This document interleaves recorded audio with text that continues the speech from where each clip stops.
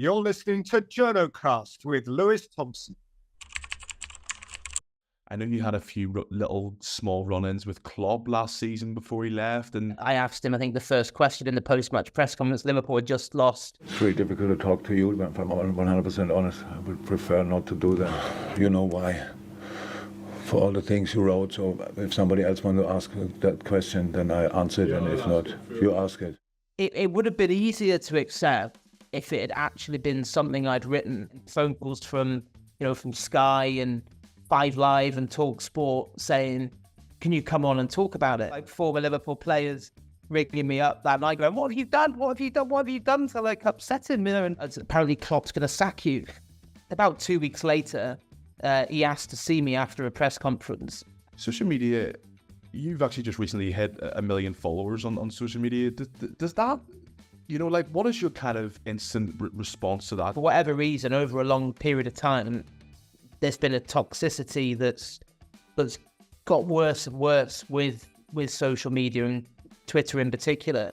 When you feel that kind of almost like a pylon, really, in terms of you're becoming like a lightning rod for criticism. I think if anyone says that doesn't affect them, they'd be lying. The reason why so many journalists are on social media and on X is because when I went to football matches with my dad, I was just fascinated by the fact that there was these people they were there for work, and that writing about football was a profession. And I just thought there was kind of one PC in the whole building that had kind of dial-up internet. It was just so different.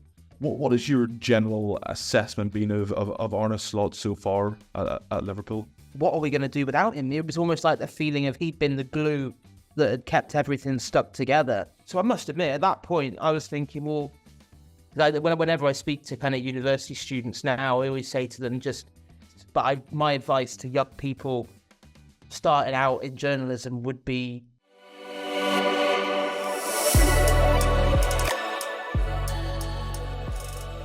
just tell me, talk to me about the international break at the minute. What is it like for being a journalist during this time? Does it give you an opportunity to reflect? Do you get time to sit back and relax? Or is this kind of a period now where it's kind of, you have to do more work than you normally would during the season?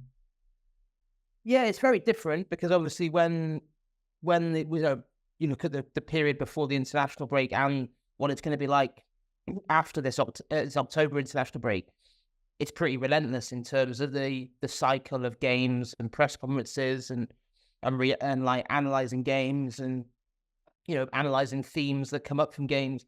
But obviously, and I think especially with Liverpool, there is a lot of Liverpool fans who aren't massively engaged with international football and certainly not engaged with the England football team. So there is still that thirst for Liverpool content during the international break. So yeah, it's not a case of put your feet up and let the guys who write about England for The Athletic do their stuff. I think I quite like it because it kind of gives you a chance to do different stuff. I've been trying to sort out interviews with a few players, Liverpool players that are out on loan.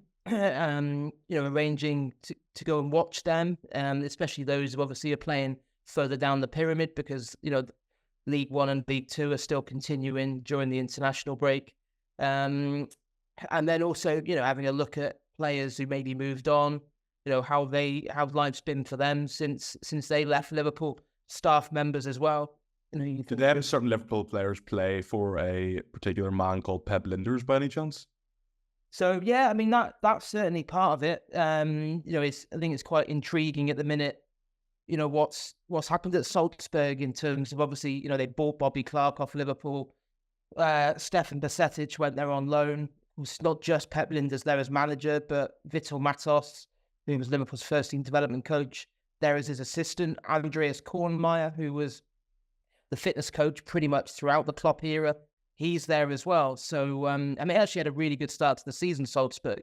Got past 20 and Dynamo Kiev to qualify for the Champions League proper. Yet they've had a couple of real chasing defeats in the Champions League and, got absolutely thrashed by Austrian champion Sturm Graz last weekend. So, there's a fair bit of noise around Salzburg at the moment in terms of when you look at the European scene.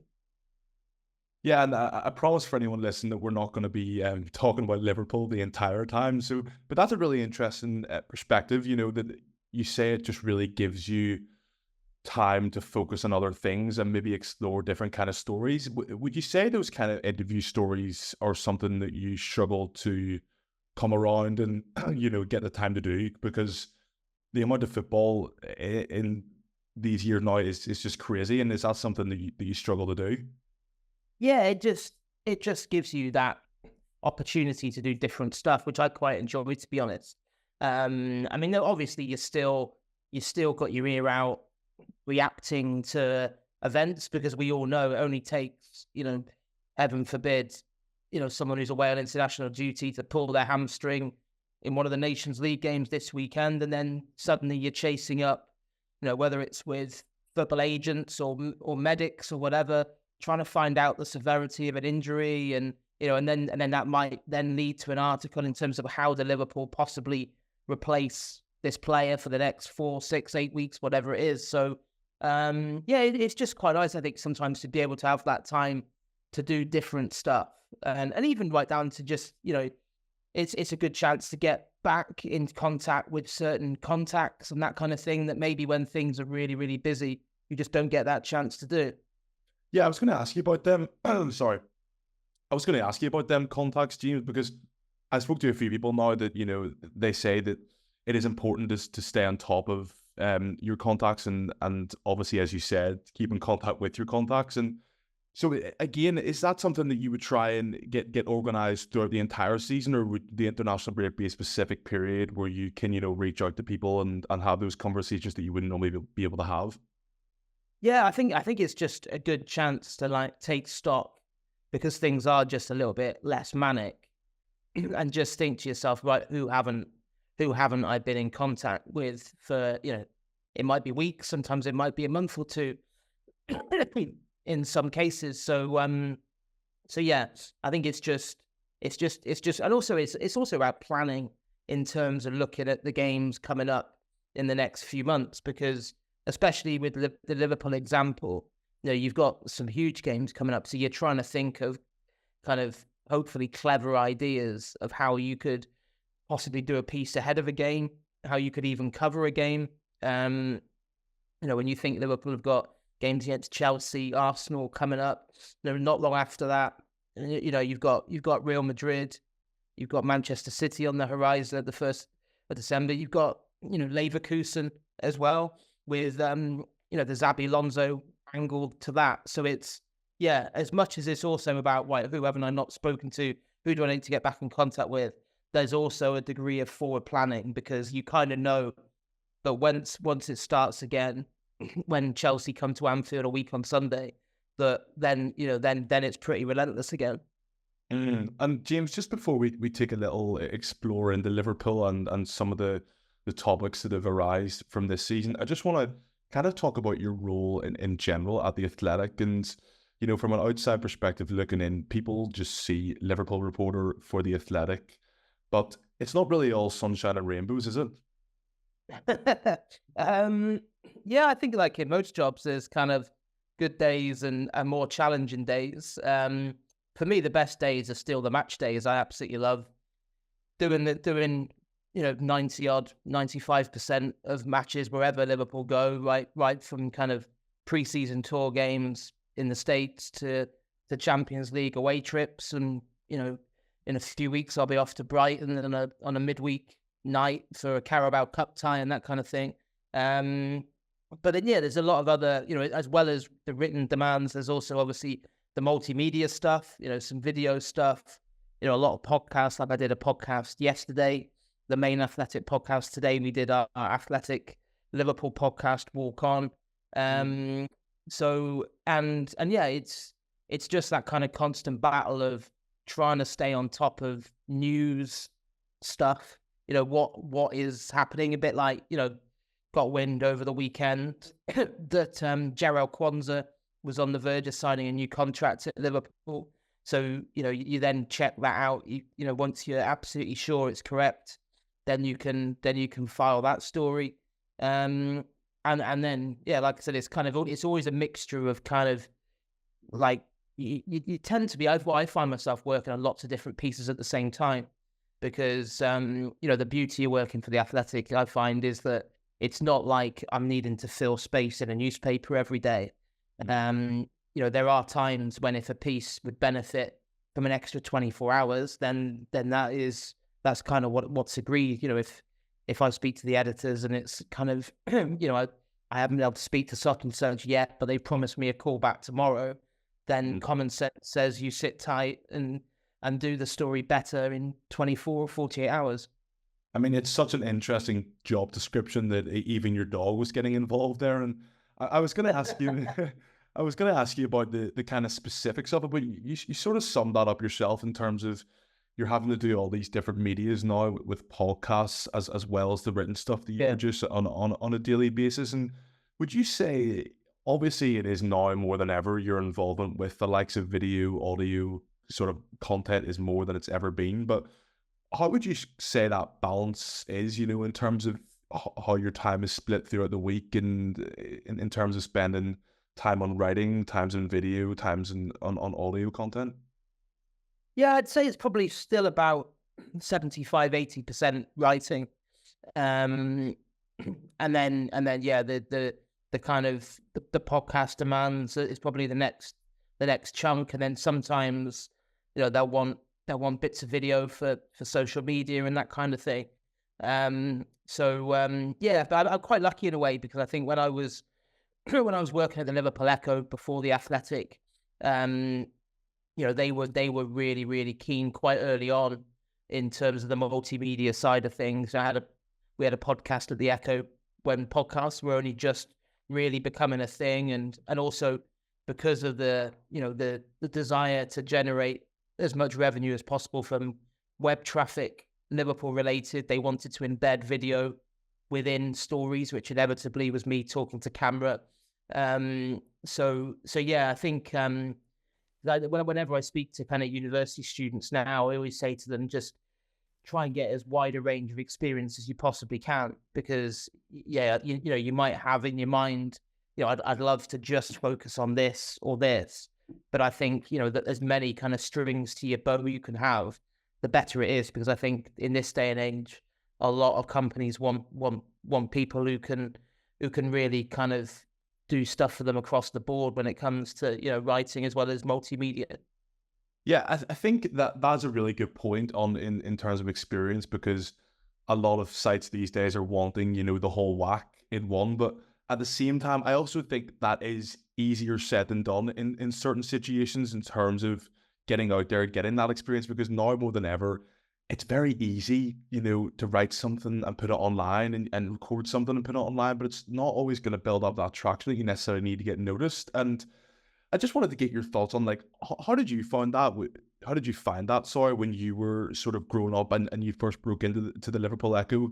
Did you see journalism as something that was always going to be a career for you, or was it just a general interest you had in it at the beginning? Yeah, well, so when I started off, it was before the Echo. It was when I grew up in the city of Bath in the southwest of England, and I was quite lucky that probably for about the age of 14, 15, I was just fascinated by, when I went to football matches with my dad, I was just fascinated by the fact that there was these people they were there for work, and that writing about football was a profession. And I just thought, that, because by that point I knew I had absolutely no chance of becoming a footballer, because that, going back to another, don't we all? that was the dream until that dream got crushed. So, but by the age of 14, 15, I'd well and had truly knew that was not going to happen. So, I always was dead set on it, because I think that's the other thing with journalism, and it has changed so much, because obviously, going back to the early 2000s when I was getting into it, even the internet was quite early on, really. I remember my first job at the Bath Chronicle, there was kind of one PC in the whole building that had kind of dial-up internet. It was just so different, and nothing really got put on the website. no real, everything was just geared so much towards the print product. But what hasn't changed is obviously the importance of getting experience on publications and working alongside people that have been doing the job for a long time and trying to get guidance and help and, in terms of what you're doing. Because I think what you said before was interesting about it's probably never been easier to get stuff published because everyone, even, you can publish something now on Twitter, couldn't you? It's just click of a button, done. You've put something out there, whether how many people see it is obviously another thing. But, so it's never been easy to say, well, I've got my own website, I've done this. But obviously, in terms of getting on, you want an audience for that. And the only real way to get an audience for that is you have to engage with people. You have to put yourself out there. The easiest way to do that is obviously working for a media organization that are gonna, either if you're trained already or they'll help train you up. I'm working with people that you can really gain experience from. So that was how it worked for me. I learned loads from working with senior journalists in Bath, and then that enabled me to make the next step when I went to the Liverpool Echo in 2005. And again, it was just a really learning environment because it was full of journalists who had been there 20, 30, 35 years in some examples. And, sometimes it could be a bit unforgiving. Like if you'd made a mistake or they didn't like your copy, they sometimes you'd get ripped to shreds, but it's but you don't have to learn along the way in terms of, right, well, I won't make that mistake again. So yeah, I think that hasn't changed in terms of the importance of trying to channel it the right way in terms of getting that experience, because anyone can sit in their bedroom, write a 1,000-word blog and publish it.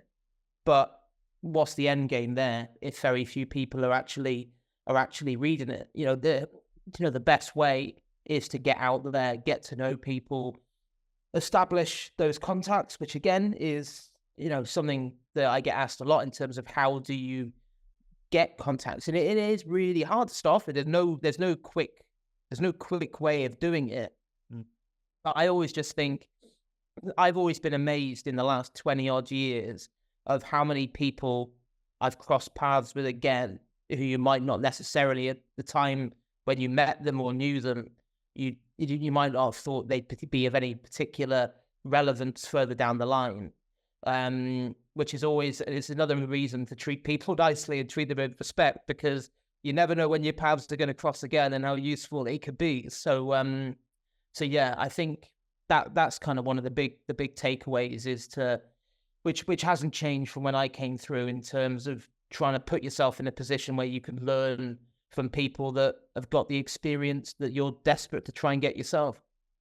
Yeah, and James, I know you're suffering from a bit of a cold right now, so I do appreciate the lengthy answers you're giving me right now. And I think that is a very interesting perspective in terms of contacts. The fact that you in your own career have come across people in the past that you've maybe met, and then all of a sudden 5-10 years down the line they're maybe in a slightly not really more important, but in a more position where you can maybe find out a bit of information from them. And I think that is a key message to people, that you should always, exactly what you said, treat people as you wanted to be treated. I just wanted to finish on this little bit on talking about kind of social media and where journalism lies, in the future. And social media, you've actually just recently hit 1 million followers on social media. Does that, what is your kind of instant response to that? Do you find that whole process long, or just something you kind of take as part of the job now? Yeah, I've always viewed it as part of the job, really. I think it probably must be getting on for 15 years ago when kind of joined Twitter, obviously now X, and it was clear then that it was going to become more important in terms of, more than anything, I think, for generating hits in terms of getting people eyeballs on what you'd read and what you'd written and what you wanted people to read. So that was, I must admit, it didn't really mean much to me when it went over 1 million followers. It wasn't like a big party or anything, but it was. And I find it sometimes, I just find it a bit weird. I think that's just a crazy, a big number. It's and of course, like, I'm not like, it's strange because on the one hand, I find myself, the more the number of followers has gone up, I probably use social media actually less, in terms of I very rarely now would look at my mentions, and I certainly don't kind of reply to people like I used to. When I was at the Echo, I would maybe spend half an hour, 45 minutes a day just looking at my mentions and replying to people, and the dialogue more or less back then was quite sensible and friendly, and I actually found it as a really good sounding board sometimes for kind of, I wonder what people are thinking about this. I'm thinking about writing this article. I might just put this out there and just see what kind of response I get. But I think for whatever reason, over a long period of time, there's been a toxicity that's got worse and worse with social media and Twitter in particular, which then has led to I use it more now to put links out rather than to kind of get just to kind of recirculate those articles. Yeah, but rather than I'm not really looking at the feedback as such, because I think a better guide is probably the feedback in terms of the comment section on the articles that I write on the Athletic itself at the bottom of an article. So, but yeah, I just think it's not going away, social media. I think it's got to be embraced. But my advice to young people starting out in journalism would be just make sure you use it the right way, because it can have an impact. And even I'm in my mid-40s and I'd like to think I'm pretty thick-skinned, but there's definitely been times over the last 20 years when there's been a particular saga or whatever, or something controversial that you're writing about, and it's divided opinion amongst the fan base.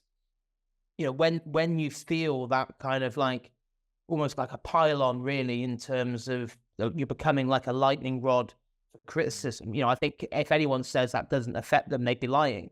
So I just think this is just important. I just don't think you want to ever be in a position where you're almost needing positivity of social media to kind of feel good about yourself.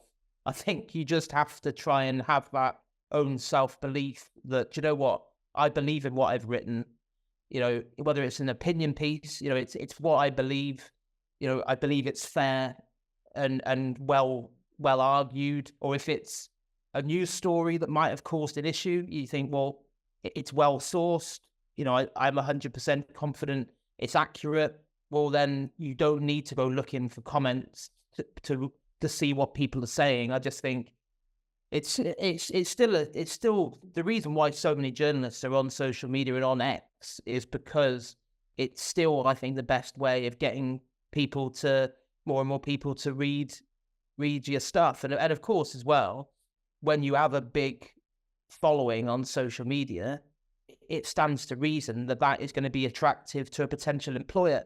So, I'm not silly. I think, I'm sure that was a big reason why 5 years ago the Athletic contacted me, because they were, I'd like to think there were other reasons as well, but I'm sure part of it was, well, actually, I don't know how many followers I had at the time, probably about 600,000 or 700,000, but that is obviously quite a valuable thing for them to think, well, actually, if everything he writes, if he's tweeting it out to 700,000 people at the time, there's like a value in that. And obviously, that took a long period to build up that kind of following.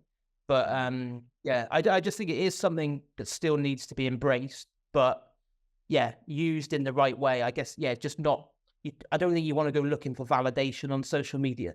Yeah, I think that's completely spot on. I mean, I feel like people, it's a really good tool for journalists, as you said, to share your work, but also people can use it in a sense where, it becomes every half hour, every hour, and then it turns into every second of the day. Jeez, but one of the things I was actually going to ask you about was that criticism that you've received in the past. And I do remember coming across stuff on mainly Twitter would be the kind of main thing that I would use, especially in work. And I know you had a few little small run-ins with Klopp last season before he left. And what was that kind of like when, the manager of the club that, you love and you're reporting about, and you have these little disagreements? Is that something that you kind of just have to leave there and then, or does that sort of stuff play in your mind?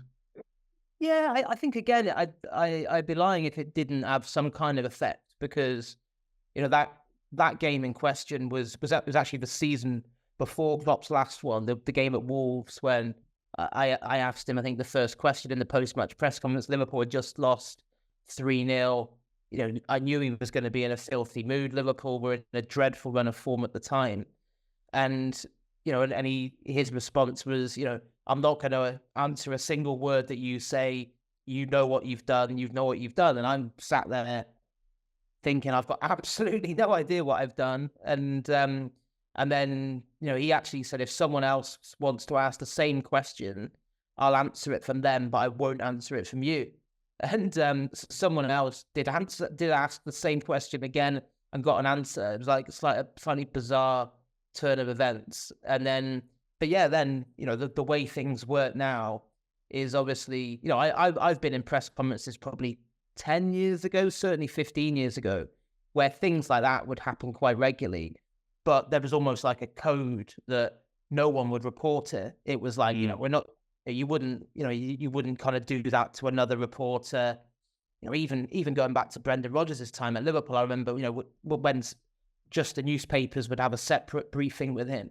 There would have been times then when tempers got frayed, but nobody would have ever reported what was said, because it was like, it's just not the done thing.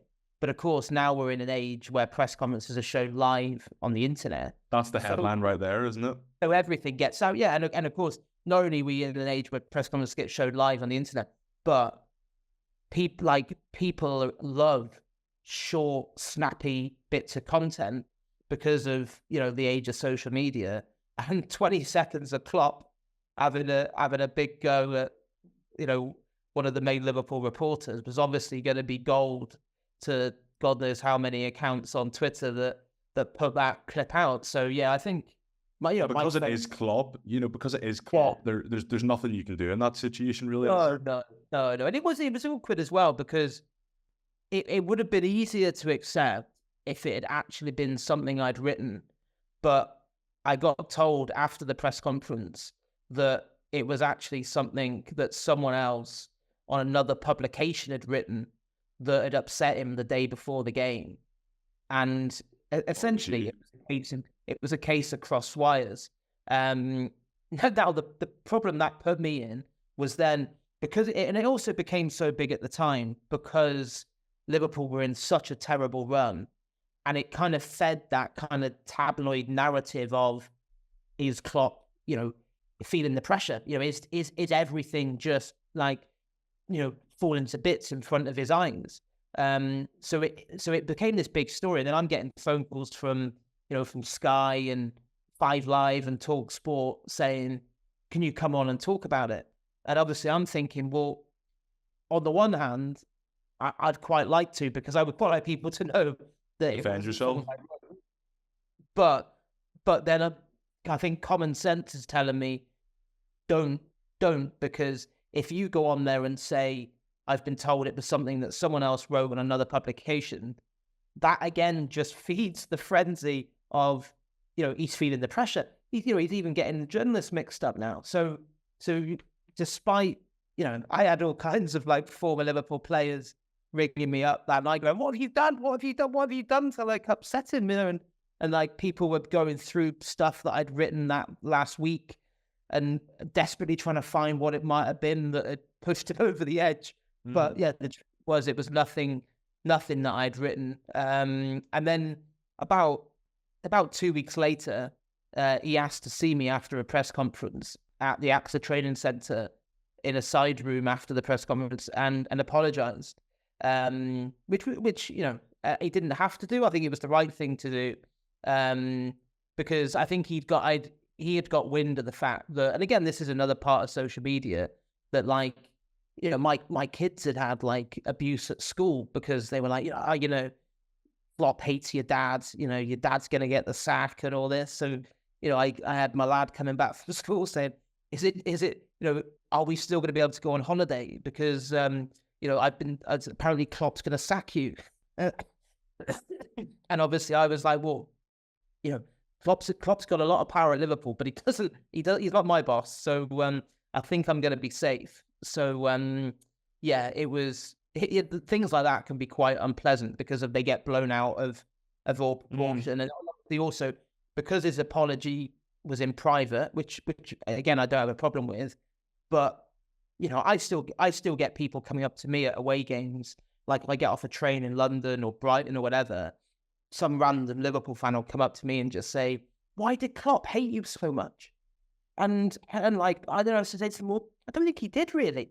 Like, he was manager for 8.5 years, and we probably had three run-ins at press conferences, and what's that, kind of 50, 60 games a season? What's that, 400, that's pre-match, post-match, probably 800 press conferences. 3 out of 800 that's not a massive running war between two people. So, it just goes to show how, social media things can spiral out of control and just there and then, and honestly, there's nothing you can do about it. I just want to ask you before we wrap up about the new man at Liverpool in charge. 8 wins from 9, top of the league, big win at Old Trafford, 2 wins at the Champions League, 1 away at Milan, 5 goals at West Ham, home to West Ham. What is your general, assessment been? And I read a very interesting story for yourself. It was Simon Hughes and one other that was on it with you, and you talked about how, you talked about how Arne Slot's introduced ice baths to post-exercise. He's encouraged ice baths, and he's introducing breathing exercises ahead of matches, and he has the players staying in their own beds, and what is your general assessment been of Arne Slot so far at Liverpool? Yeah, I think the transition from one era to another has been remarkably smooth. When you think back to May and all the emotion of Klopp's Anfield farewell, people were quite rightly really worried. I know loads of Liverpool fans that were like, what are we going to do without him? It was almost like the feeling of he'd been the glue that had kept everything stuck together. And then when this huge personality leaves, what's going to happen? And of course, it wasn't just Klopp going, it was all of his staff going as well. Liverpool appointed a new sporting director. Michael Edwards come back as FSG CEO, and Edwards and Richard Hughes, the new sporting director, had appointed Slot and brought everyone else in. So it was, and especially again, it was a summer with major tournaments.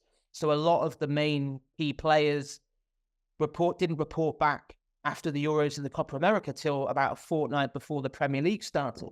So I must admit, at that point, I was thinking, well, this is hard. This is really, really hard if you're Arne Slot. And I think, like, his CV was impressive from the work he'd done, especially, of course, at Feyenoord. But we've seen it before with Dutch coaches that have come to the Premier League and not been able to transfer their methods and their kind of vision into success on the pitch. There's one Dutch coach certainly making the headlines at the minute. Yes. Yeah. So, I think in the context of that, to have started off like they have done is absolutely remarkable. And not just that, I think you can really see his coaching acumen and his attention to detail in the way that he's changed the style. It is a much more controlled, more possession-based style of football, which I think at times maybe, I think there's been times where you think, go on then, really go fly at them, because you're so used to, that was Liverpool's DNA under Klopp, and it's like, and it is a bit more measured now, which is a period of adaptation there. But what it does mean is Liverpool are leaving themselves a lot less exposed when they lose possession. They you know, far too often last season, they were starting games sluggishly and having to play catch up. And you think about some of the crazy games they were involved in, like the 4-3 defeat to United in the FA Cup. Yeah. You know, they just struggled to be able to kill games off because there was too many holes in that structure. And I think the change to the balance of the midfield has helped. You know, you look at, I think also the big thing is you look at what Slot has done with a lot of the players who struggled at the back end of the Klopp era. You think of Konate, you know, had lost his way so much. He'd lost his place to Kwanzaa.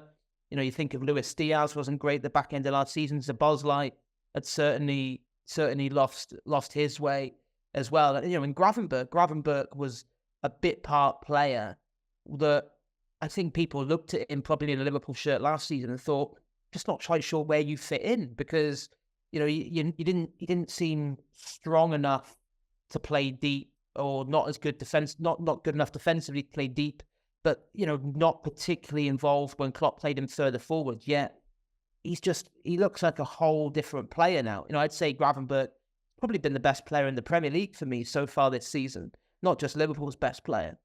So yeah, I think the only caveat is that they've had quite a kind run of fixtures, which, you know, and again, I don't think you should dismiss the results because, you know, Liverpool lost to Crystal Palace and they lost to Everton during the run-in when the title challenge fell to pieces back in April, May. So you shouldn't scoff at winning at places like Wolves and Palace and just say, well, Liverpool should do that, because I don't go along with that. But I think, as Slot has alluded to himself, they're going to have to keep raising the bar performance-wise because, you know, after the break, you've got Chelsea, you've got Leipzig in the Champions League, you've got Arsenal away, you know, you've got Villa in there, you've got Brighton, you know, and then before you know it, you're into kind of Real Madrid and Manchester City. So I still think top four and winning a trophy would be a brilliant first season for Slot. Whether they can sustain a title challenge, I think we'll learn a lot more about that in October and November. I think the good thing as well, James, is that, you know, we're playing well as we've seen at Palace and the Wolves game. You know, we're not playing too well at times, but we're still getting the 3 points at the end of the day. And I think top four is absolutely overwhelmingly achievable, and a trophy on top of that would be a bonus. James, could you just kind of summarize in about a minute? You know, we've seen Kwanzaa sign a new long-term deal in the last few days. Konate's in talks. What do you think about Van Dijk, Salah, Trent? Will Trent be a Real Madrid player next season, or do you not fancy it? I mean, it's a very difficult question to answer currently. I think I've always felt that the most likely one to stay was Virgil van Dijk, and I still believe that because I think nobody's in any doubt about how much he loves being Liverpool captain. And I think his performances this season have shown, you know, I think he's as good now as he was at his peak when Liverpool won the title in 2020. Yes, of course, there's a tricky negotiation there because he's 33 already, and Liverpool have this policy of not wanting to commit too much in the way of guaranteed funds to someone who's at the twilight of their career.